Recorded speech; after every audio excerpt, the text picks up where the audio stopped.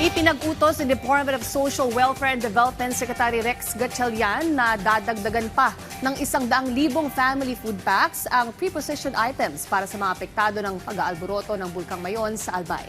Aabot naman sa 100 at 40,000 at 100 at 5,000 stockpile na inihanda ng kagawaran para sa Region 5. Patuloy naman ang paghahanda ng food and non-food items ng DSWD sa karagdagang supply. Magbibigay din ang DSWD ng Cash for Work program para sa mga magsasaka at mangingisdang apektado. Batay sa ulat ng kagawaran, nasa mahigit 1,000 pamilya o mahigit 4,000 individual na apektado ng aktibidad ng Bulkang Mayon ang nanunuluyan sa evacuation centers.